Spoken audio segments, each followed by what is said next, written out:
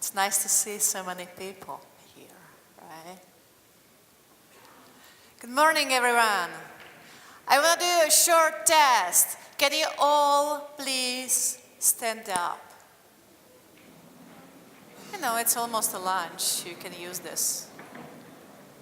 Good. Now, for a few seconds, imagine an organization of your dreams. What does it look like? What values are there? What is important?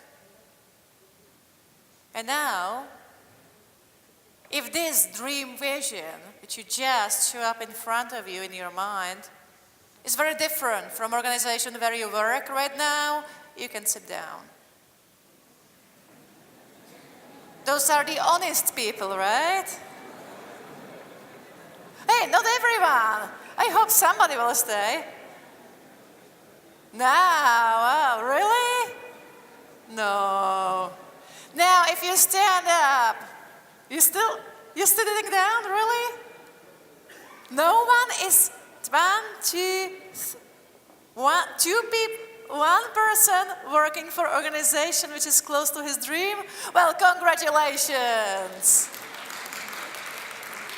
And I hope after this conference, you change the environment where you work to make it a little bit closer to that vision, right? So, but I'll start with a story of mine. One summer afternoon in 2010, I've been given 3 departments of testers, developers, and hardware guys with a goal to build very flexible, fast-learning environment. So I went home, right? It was a surprise. I was never thinking I will get this position, right? Sit at my garden and feel like, wow, I can finally make a difference. I can change the world. And then it got to me. I've got this image of 100 people coming every day to my office, asking for permission, approval, advice. What shall I do if? What shall I do now? What is more important? Can you approve my holidays? It was overwhelming. It felt like a weather before the storm. And I got tired even before I started. The new day brought a new energy, and I finally got the courage to present a very different structure of that new department based on the self-organizing teams and no management. I tell you a little bit about our chairman, right? Our chairman was a short guy with a low voice, no hairs, around his 60s. Was a person who was very formal, always wearing a suit. He's got this impression that he's always right. And I guess he's got a hierarchy hard-coded in his DNA. So just to give you a little impression of the environment I've been in. And, you know, week after, I've been ready to present my own vision of the new department at the executive meeting. He was clearly in a good mood, joking around, and then he started. So we are all so excited to know what is your vision of this new department, what is going to be your managers and this management structure. Yes, let me start present, right? Just give me a second. Oh my God, I have no, what shall I do? No I don't have any manager. Right. So, you asked me to present my own vision of this department, but before I do that, you know, let me link it back to the purpose. Why are we doing this change? So we want higher flexible, fast learning environment and deliver this added value solution with keeping the high technical excellence. Is that correct? Okay, good. So I did a research around similar-minded companies across the world pretty much, and I found out that they are all start to build on a cross-functional self-organizing teams with no management. No management.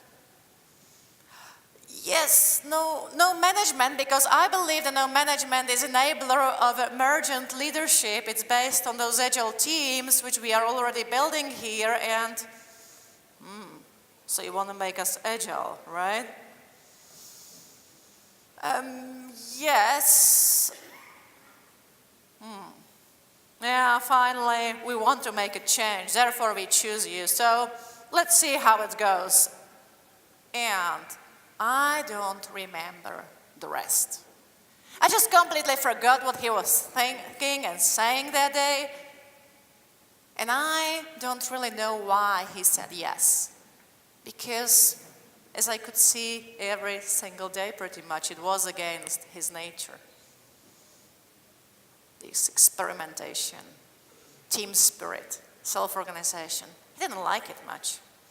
But I think the one reason, and that's my first tip for today, why he said yes, was because I didn't tell him I want to be agile.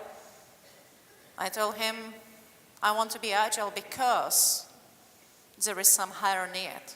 So keep it in mind, agile is not your goal. It's just the way how you can possibly achieve some of your goals. In our case, it was flexibility, faster learning, so we can deliver value to the customers in this current, constantly changing world. A little bit about traditional organization, right? Let's have a look. That's a traditional organization with all the hierarchy in it, right? And then the change starts. And you have this team spirit over here and self-organization over there, and Scrum team and Kanban team. A little bit different islands of agility, right? It's not that bad yet. The rest of the organization can pretend nothing is happening. And then, sooner or later, your islands of agility will grow and kind of disconnect from those traditional management structures and create some kind of a washing machine of a traditional leadership and the emergent leadership. And that's a very uncomfortable place to be at. I don't think anyone really likes it. It creates a lot of pain and friction and chaos. And then there is my second tip. Leaders need to change first. And specifically, I'm not speaking about the managers here, because that's not the same thing. Manager is a position, leader is a state of mind. So those leaders, which means you, by the way, need to change first. So if you've been not standing my first exercise here, it's up to you to change it. You are the right people to make a change. Make it organization of your dream. And if you do that, the organization will follow. I tried a couple times and it works. Quite fun. And if you do that, you come up with this collaborative, creative, adaptive network, like a living organism. Organization which is constantly moving, adapting to whatever needs to be adapted, with emergent leadership, kind of incorporated in this whole structure. Living organism thing, well. But now those traditional managers, right? Like this chairman, I share about him at the beginning of this story. They have this like square head, right? I don't know, but how? How could I transform this? I understand that traditional organization, it has an org chart and processes. How can I shift it into a living organism, a network? What is my role in this environment? How can I still do some meaningful change? And here is the framework which I often use at my leadership classes, where I let people to think about what are your strengths and weaknesses. So to go through it really fast, as a leader you need to have a vision. What do I need to change and why? And how is it going to look like once we change it? If you have this good vision, it's a driving force and creates an energy in the organization, and the motivation will just be everywhere. The people will follow whatever you need to achieve. Then there is a feedback. We are all, I think, believe we are good at giving feedback. Well, some of us believe that. But how many of you are good at receiving feedback? Right? Think about that. Have you received a feedback from your peers? How many times you really changed based on that? So feedback, that's the inspect and adapt in your head. You need it critically to change the organization. And then you have those two segments over here and there.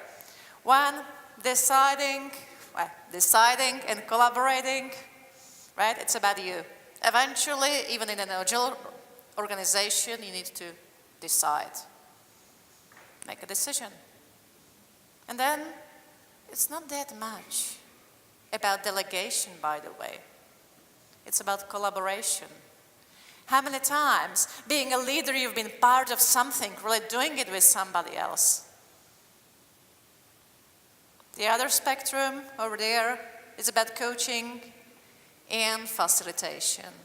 Those kind of soft skills, how can you create an environment in a way so that people will do it by themselves? And finally, the last segment over there is about a change. First, you might need to change yourself, your attitude, your behavior, your values, how you show up. Then you might try to work with some other entities in your organization and change the organization through working with them. And then the third segment over here is to see the organization as a living ecosystem. They're quite nice books. We don't have a time in this very short time frame about too much of here. But in Agile organizations, all we need to do is to create this culture of we. We are great. You start with a team level. We are a great team. But then eventually you end up as the organizational level say, we are a great organization. And then once you're there, you might say, hey, life is great, right? Because there is the value, and the value is so important. That's why are we here. Third tip, help others to become leaders and support the we culture. Because after all, that's the prerequisite of every Agile organization. There are two types of leadership, right? Leader, follower, that's a traditional mindset. I know better than you, so I tell you what to do. And then there is a leader, where you take people as partners and collaborate and do it together. And of course, it's not black and white, so there is a mixture of both in the middle. In an Agile organization, the leaders needs to be more at leader side. Summary, 3 tips. Keep in mind, Agile is not your goal. It's just a way how to achieve some of your strategic goals. So don't transform into Agile just because everybody else is doing that. That's not enough. Leaders need to change first. You need this emergent leadership. If you have that, organization will follow. And your only role as a leader is to help others to become leaders. If you do that, you have this we culture, high-performing environment of cross-functional collaborative teams. Here is the book I wrote. It's called The Great Scrum Master. So that's what I do. And you can connect with me on all those networks. I'm here most of the day sitting out there, and I'm going to have a workshop right after lunch. If you want to join me for a chat or workshop, you're more than welcome. Thank you very much and enjoy the rest of the conference.